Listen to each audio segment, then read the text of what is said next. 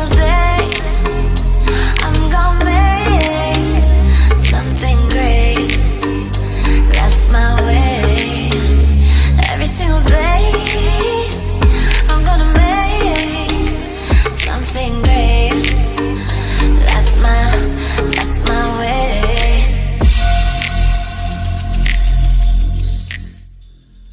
Good afternoon.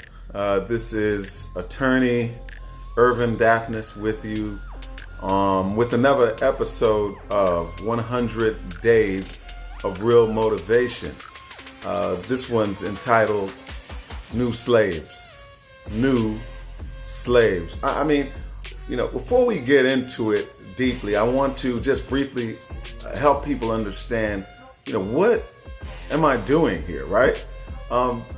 So I made it a plan that I would, for 100 days, give a daily motivation, if you will, each and every day. And what's been astonishing is that every single day I have had like new and fresh material. So it's like, it's actually baffled me as well too, because I have already 150 pages of material already written out, and I have not touched that material at all yet.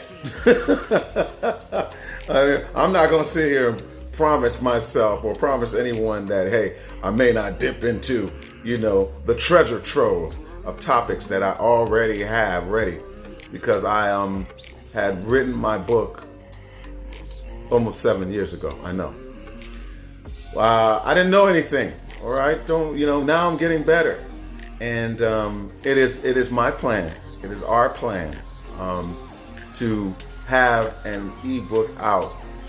Okay, very, very, very shortly.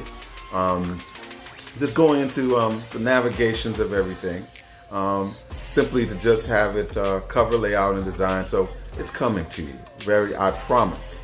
And for those people who helped me in the past when I didn't know anything, you will be getting your book for free. Just wanted to let you know, I remain true to my word. All right, New Slaves. Listen, it's funny. I want to, start off by saying, people get so bogged down by status quo.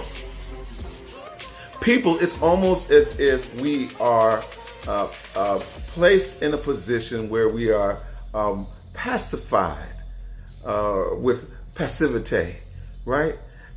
We don't want change to happen in our own life. It's so difficult to change yourself. So how can you change someone else, right?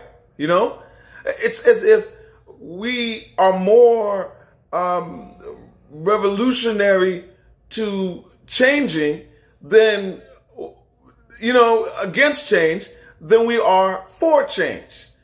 It's crazy, isn't it? And then when you think of that, it sort of explains why we live in such a society. Like, why did it take so many people to die for us to come to this point, for the world to come to this point, to say enough is enough? Listen, it's not just, we're now seeing these things over and over again. And at some point in time, the spirit is just like, hell nah. Hell to the nah. We can't live like this anymore. I get that.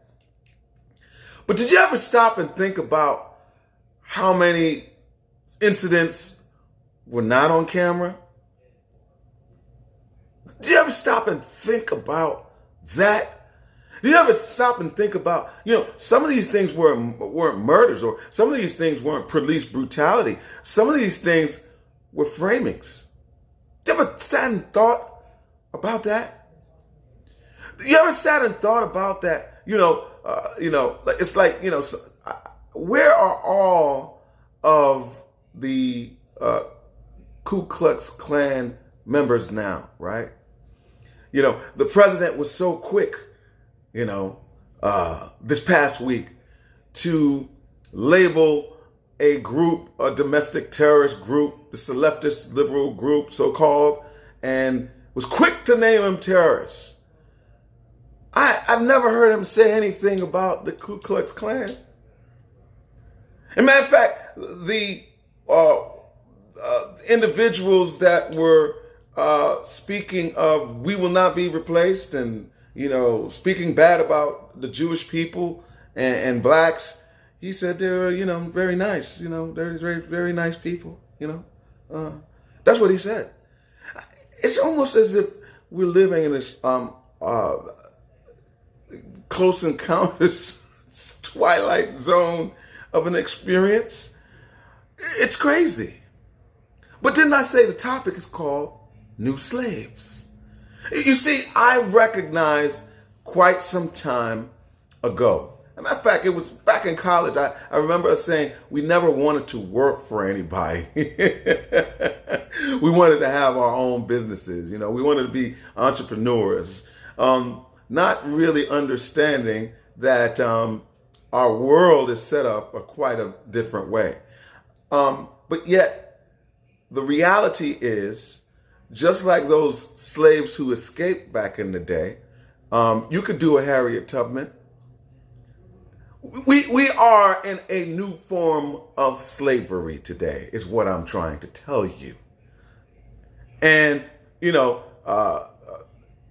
if more people knew that they were this new category of slave, maybe we could be able to have more escapes done and more slaves escape the status quo, right?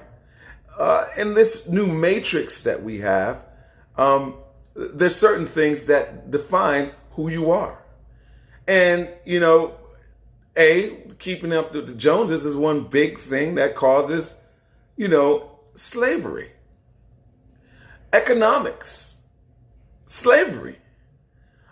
Racial divide and oppression and suppression, slavery. Educational system, slavery. Programming on television and the images that are shown on television, it's a new slavery system that's happening today. And most people who are enslaved, or the masses or the majority of people, don't even recognize or don't even want to acknowledge that they're in slavery. They're in slavery.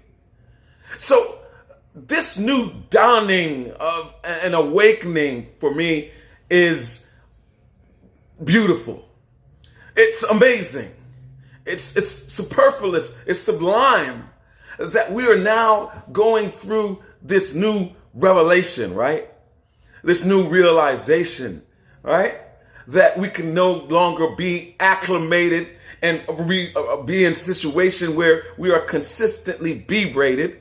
Instead, we now want to be celebrated and appreciated and not just merely tolerated. This is the new day for us. This is a new page for us. This is a new book for us, that we can now be free and liberated. The things that are occurring now to see these countries and to see these cities and to see people who were sleepwalking, zombified, walking dead, now alive. I mean, in private conversations, some folk would never talk about the liberation. Shh. I say, let me tell you a story. This is some serious stuff. Not long ago, I was in independent contracting for a corporation as an independent contracting attorney, and we were in the break room.